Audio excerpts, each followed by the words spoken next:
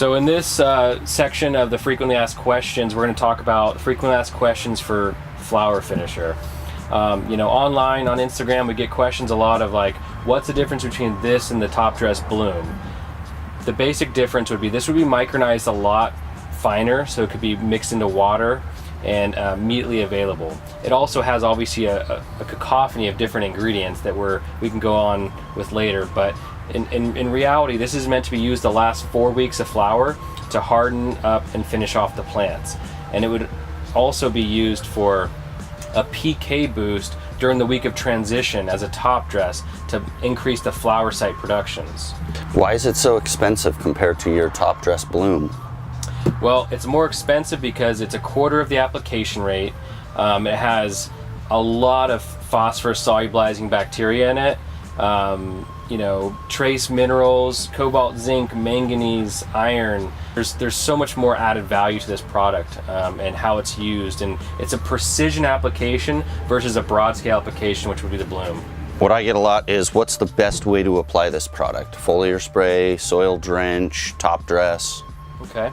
Well, that's going to depend on the type of crop you're growing, the strain, if you're an outdoor, indoor, greenhouse, the environment you're growing in. But what I can say is that we have a lot of our customers in Hawaii calling us saying that they're foliar spraying this product about a teaspoon per gallon of water once or twice a week between week 2 and week 5. So for the top dress, people who are transitioning were calling us saying, hey, as a PK boost, this is doing tremendous things for creating flower sites, going into bloom and helping it launch into bloom. So the week of transition, we recommend doing a top dress. If you're in like a 5-gallon pot, I do a tablespoon. If you're in a 100-gallon pot, I do half a cup. And that would create a nice PK boost. Is this product soluble? Is it flowable? Can I put it through irrigation lines? So it's a very fine powder, and we see people putting it through irrigation lines that don't have the really micro emitters or micro filters, because there's some particles that come out of this, probably from like the zeolite and a little bit of the biochar. So basically, if you were to mix it with water, just filter it through a fine filter, either a nylon stocking, cheesecloth, whatever, same sort of material you would use when brewing compost tea. A lot of people wonder, do I need to adjust the amount of Nature's Pride bloom that I'm using when I start using this, or should I keep using it at full strength? So that question's easy to answer. So, people have different styles of plants, different strains. Some of them are heavy feeders, some of them are light feeders, some of them are like certain times they don't like too much phosphorus magnesium. But what I can say definitively is that, we have people, you can use the bloom top dress all the way up until about the last 10 days of flower. And people can use the flower finisher with that as like a root drench on a different day, or as a foliar through week 2 and week 5.